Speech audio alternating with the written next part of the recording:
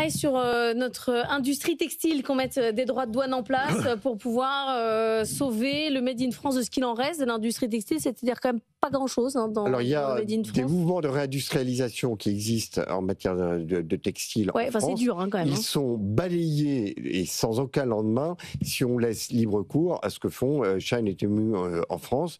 Qu'il y ait une riposte, et encore une fois, une riposte, personne n'a parlé des 50% de droits que pratique Donald Trump sur différentes matières, ou les 50% sur l'aluminium ou sur l'acier. Il s'agit de mettre des droits de douane minimaux. Là, on parle parfois de 2 € par colis. Oui, enfin, il n'y a pas mort d'homme. Pour payer les douanes. Pour payer les douanes. Et on est en train de parler de colis qui, aujourd'hui, sont exonérés de tout droit lorsqu'ils ont un montant de moins de 150 €. Et on est en train de parler également de marques qui réalisent à peu près 7000 nouvelles références par jour, c'est-à-dire une déferlante qui est absolument, mais c'est un cataclysme. Donc, l'on met un frein au cataclysme, c'est une réaction nécessaire, et je sais qu'il y avait l'idée que Bruxelles serait capable de prendre quelques mesures sur les colis d'ici 2028, il faudrait attendre. On n'attend pas 2028 quand la maison est en train de brûler. La mesure, elle est nécessaire, elle est immédiatement nécessaire. Benjamin Correa. Oui, on retrouve le sujet antérieur. Absolument. L'Europe se prend au piège de ce qu'a été sa politique de favoriser le consommateur à tout prix, politique de la concurrence à tout crin, zéro politique industrielle. Vous vous rappelez, moi je suis un peu plus vieux que vous, mais l'affaire Airbus de Havilland, c'était un constructeur vraiment complètement marginal que Airbus voulait absorber. On dit non, surtout pas. Donc empêcher absolument. Bon, voilà.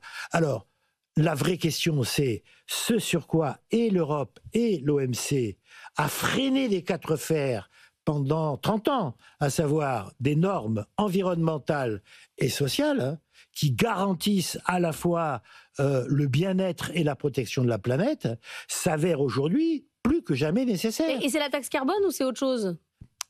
La taxe carbone en fait partie, mais c'est autre chose. Ça veut dire aussi que si on n'a pas...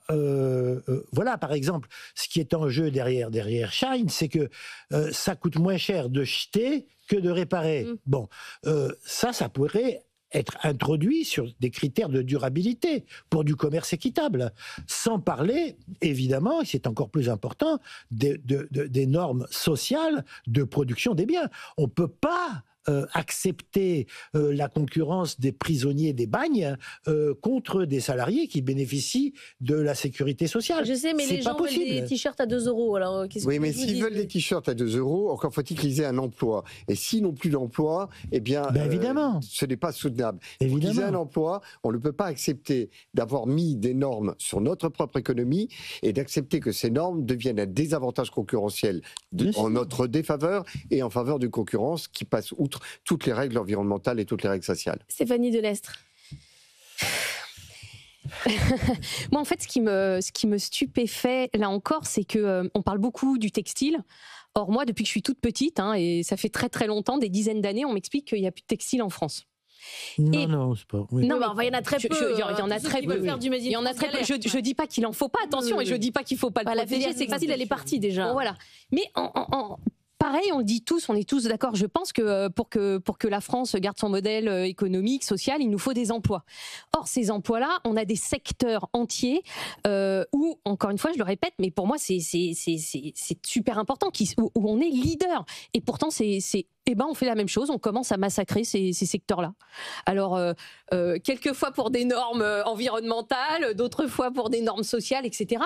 Mais encore une fois, qu'est-ce qu'on se dit là-dedans ? C'est que l'Europe est un continent extraordinaire, où il y a des consommateurs, justement, qui quand même ont beaucoup d'argent quand on les compare au reste de la planète, hormis les États-Unis. Et pourtant, on fait tout, quand je dis on, c'est l'Europe qui nous impose des règles qui ne sont plus, comment dire, ni logiques, ni équitables, pardon.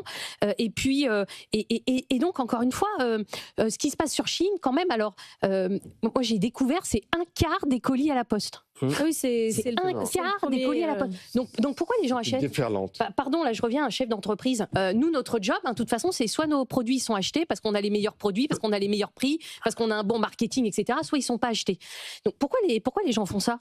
Parce que c'est pas si merdique que ça. Je suis désolée de le dire. Moi, j'achète. Alors, j'achète pas la fast fashion. J'ai jamais acheté sur Temu ou sur Shein, mais j'achète chez Zara. J'achète aussi sur des marques françaises. Mais donc, pourquoi j'achète là ? Parce que ça tient la route, parce que c'est vrai que ça change régulièrement, c'est vrai que c'est pas si cher que ça, c'est vrai que... Donc quand je vais vous dire, je vais vous mettre une taxe et puis vous allez arrêter de vous acheter les t-shirts que vous voulez, vous allez dire, vous n'allez pas me dire la France met des normes insupportables. Bien sûr que oui. Vous dites quoi, laisser le consommateur tranquille. Encore une fois, non, faut pas laisser le consommateur tranquille, parce que moi je pense que ce qu'il faut avant tout, plus que tout, c'est protéger l'emploi, quoi. C'est-à-dire qu'un papa ou une maman qui perd son travail, c'est une famille détruite derrière. C'est des grands-parents, qui vont être capables, peut-être avec leur petite retraite, si eux ils ont une petite retraite, de mettre au pot, etc. Donc en fait c'est protéger l'emploi. Mais donc là on sait qu'on a un secteur mais qui est pas si fort que ça en France. Non, mais qui essaie de remonter la pente. Et qui essaie de remonter la pente. Avec les forces françaises de l'industrie, avec Origine France Garantie, on est en train d'avoir véritablement des filières qui réinvestissent dans le textile et qui refont toute une conquête de secteur par secteur et tous les sous-traitants mobilisés. Et quand ils voient cette déferlante arriver, ils se disent mais finalement bien on sûr. est en train de... Mais vous croyez vraiment que les gens vont se mettre à acheter faisons-le pour tous les secteurs. Non, faisons-le pour tous les secteurs. Je ne crois absolument pas dans le fait de dicter aux consommateurs ce qu'ils seraient supposés acheter parce que ce serait conforme à un modèle que l'on aurait décidé pour lui. Il est absolument indispensable que nous soyons performants, que nous soyons à l'écoute des consommateurs et que l'on se rénove et que l'on modifie notre vision de l'économie. En revanche, pour donner sa chance à ce mouvement de réindustrialisation, encore faut-il qu'il n'y ait pas ce raz-de-marée. Ce raz-de-marée est disproportionné. Ce raz-de-marée submerge tout. Il faut le stopper. Votre point de vue, après je reviens à Léonidas. Alors, mon point de vue, je vais dire quelque chose de fond. Lorsqu'on a constitué l'Union européenne et qu'on avait donc des barrières douanières dans les différents pays, des monopoles nationaux, etc., on a tout joué sur la politique de la concurrence. Et c'était pas faux. C'est-à-dire que si on voulait faire un marché européen, il fallait absolument tout casser. Bien. On l'a fait. Le problème, c'est qu'on ne s'est pas arrêté et qu'on a continué, y compris dans l'ouverture internationale, et qu'on a tout basculé du côté du libre-échange, de la libre ouverture, de la libre circulation des marchandises, etc. Et donc, l'équilibre entre protéger l'emploi interne, protéger l'industrie interne et le prix a totalement basculé du côté du prix. Pour des raisons historiques lourdes, je répète, et on n'avait pas tort de le faire. Si on voulait faire l'Europe, c'était ça qu'il fallait faire. Le problème, c'est qu'à un moment, il fallait s'arrêter et retrouver un équilibre entre l'emploi, l'industrie et le prix. C'est un peu compliqué, on a fait tout consommateur. Donc on est face à la déferlante. Mais il n'est pas trop tard. Ça veut dire que autour de ces questions de réglementation à la fois sociale et environnementale, il est possible de réavancer des feux pour progressivement réintroduire cet équilibre. Voilà le point où on en est. Le cas de la fast fashion. C'est pas trop tard, dit Benjamin. Non, c'est pas trop tard. Oui. Le cas de la fast fashion est, exemplaire, emblématique, du raz-de-marée, mais ça se pose dans beaucoup d'autres domaines. Occupons-nous de rééquilibrer les choses, surtout face à Trump, qui lui est un bulldozer. Mais c'est très important ce que dit Benjamin Corbière, parce qu'effectivement, il y a eu l'idée que l'Union européenne, la Commission européenne, avait comme principale mission de discipliner les États, voire de faire plier les États membres. Oui. Alors que nous avons conçu l'Europe pour nous défendre du reste du monde, et nous n'avons absolument pas joué cette deuxième mission. Il y a eu des obsédés à la Commission européenne de la discipline imposée aux États pour les faire plier. Or, leur dogme, c'était qu'effectivement, il fallait écouter le consommateur, que le consommateur allait bénéficier de ce qu'il y avait de mieux en termes de prix venant de toute la planète. D'ailleurs, j'aimerais beaucoup, avec toute l'amitié que j'ai pour lui, qu'à ce jour, nous puissions avoir ce débat avec Jean-Marc Daniel, qui régulièrement, tous les matins, défend le consommateur. Mais le consommateur, il n'est pas né consommateur. Le consommateur, il peut être consommateur parce qu'il devient grâce à son travail. Et pour avoir un travail, encore faut-il qu'il y ait des industries, qu'il y ait des entreprises entreprises et que l'on n'ait pas cette autre idée absurde qui a miné notre économie nationale, qui est la faiblesse, l'entreprise sans usine. Et donc, on est des espèces de machins éthérés qui vivons de subventions versées par un État qui est au bord du précipice économique parce qu'il n'a plus d'argent, parce qu'il n'a pas assez de revenus. Et on a démoli les emplois qui permettraient de remettre notre édifice économique sur ses pieds. Il faut tout reconstruire.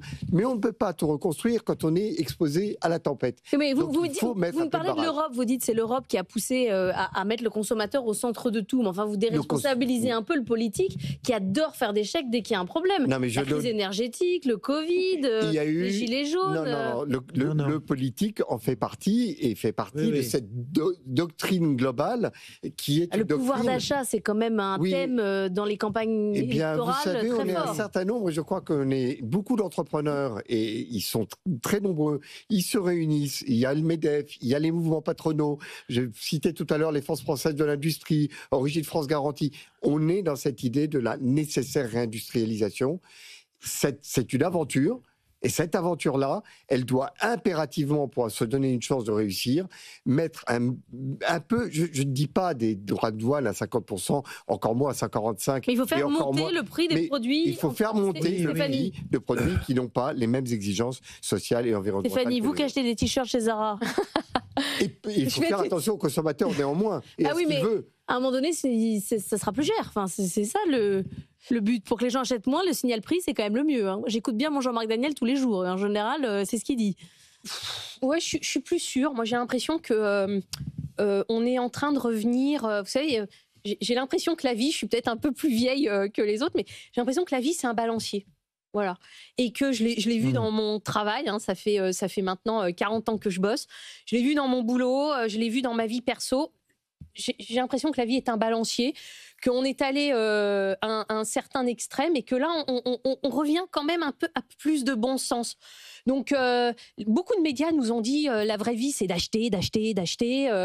C'est de foutre des plaques en polystyrène sur sa baraque pour l'isoler alors que ça empêche les maisons de respirer.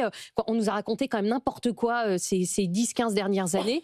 Et là, j'ai l'impression que, y compris le consommateur, revient à des bases en disant il a compris que la fast fashion, ça allait vite et que c'était peut-être un peu sympa, mais que c'était pas forcément la qualité qu'il attendait. Il a compris que moi, je suis plutôt très optimiste. Je suis un peu comme vous. Je suis un peu comme quand vous voyez le nombre de colis à la poste, c'est vous-même qui l'avez dit, le consommateur. Oui. Fou, hein. Mais donc voilà, donc je suis très optimiste. Pourquoi ? Parce que encore une fois, on est un pays dynamique. On l'a vu encore avec la victoire du PSG samedi soir. On a des jeunes qui sont talentueux dans tous les domaines. Donc voilà, faut juste, encore une fois, pardon, mais il faut juste arrêter de nous en mettre plein la tête. Dernier mot et après on parle de la TVA sociale. Justement, pour faire une transition sur la TVA sociale, parce que vous disiez, est-ce que la seule solution, c'est mettre des droits ? Non, il faut aussi rééquilibrer notre structure fiscale qui aujourd'hui dissuade le travail et dissuade justement le fait d'être engagé dans ce mouvement de réindustrialisation. Et de ce point de vue-là, la question de la TVA sociale n'est pas une question simplement d'arbitrage entre différentes un jeu de bonneteau pour aller financer. Ça ne fait pas faire des économies, quoi. C'est des questions de silos qu'on met sur un. Mais c'est pas ça le sujet. Le sujet, c'est de savoir si oui ou non le travail paye. Est-ce que oui ou non on a des capacités de motiver nos salariés en ayant une marge de manœuvre pour augmenter les salaires sans qu'ils soient amputés à ce point-là d'une charge de financement de nos dépenses sociales. Et pour cela, il faut impérativement, si on relève la TVA, que l'on allège les charges de manière corollaire pour pouvoir rehausser les salaires. Mais rehausser les salaires, c'est pas uniquement du pouvoir d'achat, c'est de la motivation, c'est de la productivité, c'est faire reculer l'absentéisme qui est devenu record dans notre pays. Et tous ces éléments-là font chuter l'entreprise France. Elle est peu productive parce que le travail n'est pas motivant, parce que nous le voyons bien et les chiffres et les statistiques le démontrent, le travail dans notre pays n'est pas aussi productif qu'il peut l'être ailleurs. Et bien pour qu'il le soit, il faut que le prix du travail remonte